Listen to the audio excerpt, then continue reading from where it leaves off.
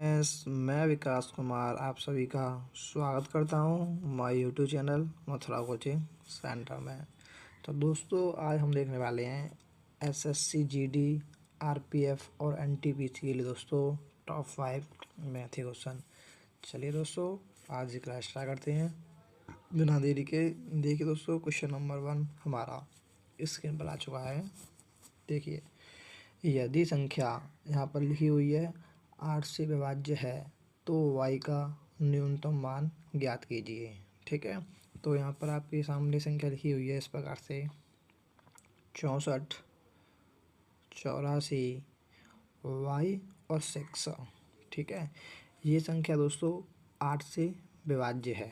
ठीक है, तो आपको दोस्तों उसने क्या पूछा है, y का मान पूछा है। ठीक है, अगर कोई भी संख्या दोस्तों 8 से डिवाइड है तो दोस्तों उसके जो पीछे के जो 3 अंक होते हैं उन अंकों को 8 से डिवाइड होना पड़ेगा।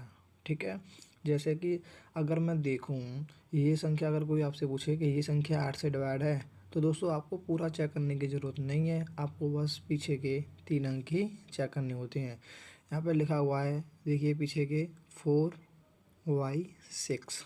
ठीक है, अब यहाँ पर दोस्तों y का मान पूछा उसने, तो y का दोस्तों ऐसा क्या मान रखूँ जिससे दोस्तों कि ये दोस्तों संख्या डिवाइड हो जाए। ठीक है, तो चलिए मैं ऑप्शन का सहारा ले लेते हैं, या आप यहाँ पर देखिए कैसे भी कर सकते हो, अपने हिसाब से भी संख्या रख सकते हो या आप ऑप्शन का सहारा ले सकते हो। जैसा कि मैं आपको बताऊँ ऑप्शन नंबर ए ले लेता हूँ।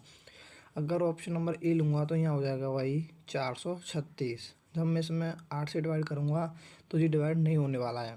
देखिए 8 40 हो जाएगा, जब 40 हो जाएगा तो यहाँ बच जाएगा भाई 36। ठीक है ना, कितना हो जाएगा भाई 36, जो कि दोस्तों 8 से डिवाइड नहीं होने वाली है। ठीक है, इसी प्रकार से दोस्तों मैं जब 4 को लेता हूँ तो यहाँ क्या हो जाएगा भाई, यहाँ हो जाएगा आपका, ये हो जाएगा आपका 440। यहाँ भी मैं डिवाइड करूँगा 8 40, तो यहाँ कितना बच जाएगा भाई, यहाँ बचने वाला है आपका 46। देखिए दोस्तों ये भी पूरा डिवाइड नहीं हो रहा है। यदि मैं ऑप्शन नंबर सी लेता हूँ यहाँ पर, जैसे कि ऐसे इस प्रकार से 416, अगर मैं इसको 8 से डिवाइड करूँगा तो भाई 8 40 और यहाँ हो जाएंगे भाई 8 दूनी 16। यानी कि दोस्तों ये जो है दोस्तों 416 पूरा दोस्तों 8 से डिवाइड हो रहा है। ठीक है, कितने रखने पर, 1 रखने पर। ठीक है, तो जो y का मान रहा होगा, y का जो न्यूनतम मान रहा होगा वो रहा होगा भाई 1। ठीक है, जैसा कि ऑप्शन नंबर हमें दे रखा है सी। ओके भाई, तो ये जो संख्या दोस्तों अगर 1 रखते हैं हम तो दोस्तों ये पूरी संख्या 8 से डिवाइड होने वाली है। ओके, नेक्स्ट क्वेश्चन देख लेते हैं, क्वेश्चन नंबर 2। देखिए ये क्वेश्चन हमारा क्या कहना चाहता है, किन्हीं दो क्रमागत धन पूर्णांकों x और x+1 का लघुत्तम समापवर्त ज्ञात कीजिए, यानी एलसीएम पूछा है। देखिए दो आपसे दोस्तों पूर्णांक दे रखे हैं, एक x दे रखा है और दोस्तों x+1। ठीक है, इसका पूछा आपसे एलसीएम। तो मैंने कई बार बताया आपको एलसीएम बराबर होता है क्या भाई, एलसीएम बराबर होता है एचसीएफ a/b, यानी कि ए भी यहाँ पर क्या है, सहभाज्य संख्या है, यानी को प्राइम नंबर्स। ठीक है, तो एलसीएम बराबर मैंने आपको बता दिया। तो यहाँ पर इन दोनों संख्याओं का एचसीएफ क्या होगा, इनमें दोस्तों क्या कॉमन है। ठीक है, इसमें कॉमन दोस्तों 1। ठीक है, तो 1 रख देंगे और दोस्तों यहाँ पर हमारा जो को प्राइम नंबर्स क्या है, यही है। ठीक है ना, तो यहाँ हो जाएगा x और कोष्टक में x+1। ठीक है, तो हमारा जो एलसीएम रहा होगा वो क्या रहा होगा दोस्तों, x और दोस्तों दूसरे कोष्टक में x+1। ठीक है, जैसा कि ऑप्शन नंबर बी हमें दे रखा है। ओके, क्वेश्चन नंबर 3 देखते हैं। देखिए ये भी काफ़ी इम्पोर्टेंट क्वेश्चन है।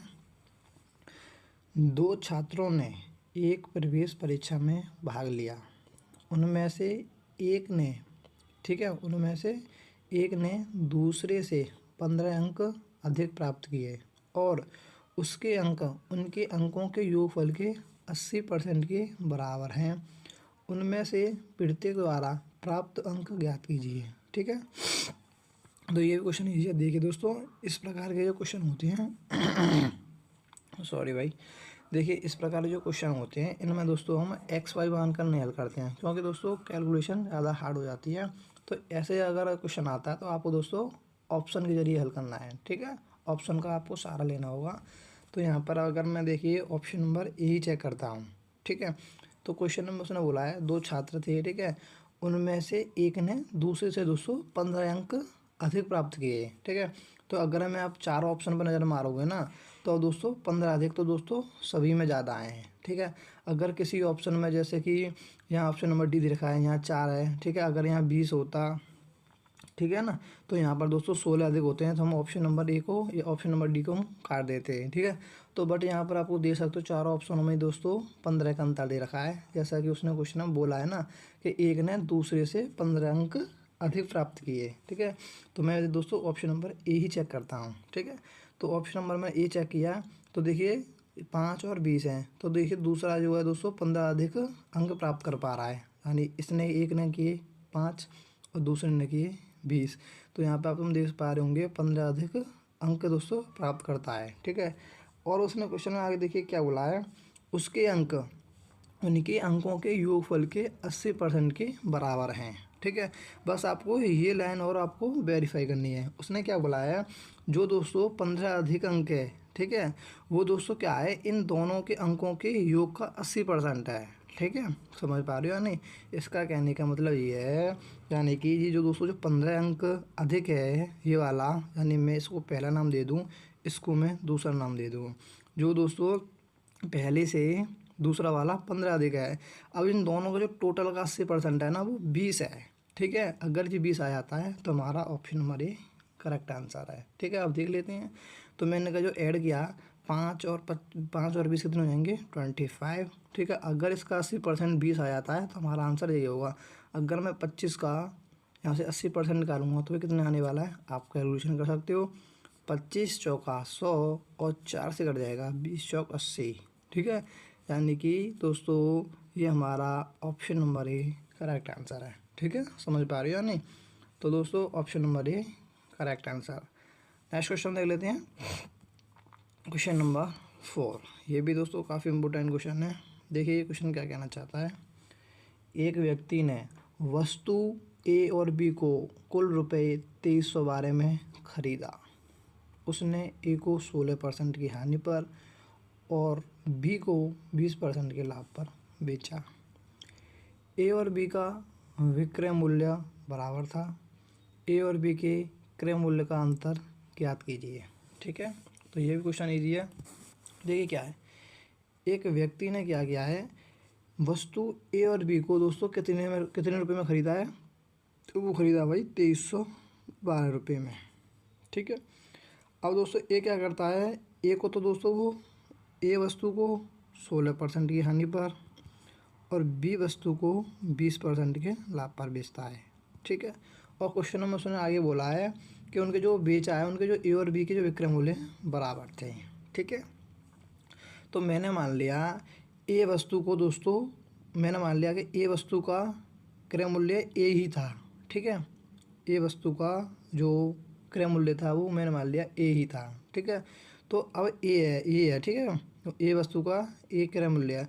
तो अब आप ये बताइए, जब मैं इसको 16% की हानि पर बेचूंगा, क्या मैं इसको 84% पर बेच दूंगा, ठीक है, इस प्रकार से बेच दूंगा। अगर ये बताइए ए वस्तु का ए विक्रय मूल्य क्रय मूल्य ए है, अगर मैं दोस्तों उसे 16% की हानि पर बेचूंगा तो मैं ए का दोस्तों 84% निकाल दूंगा, ठीक है।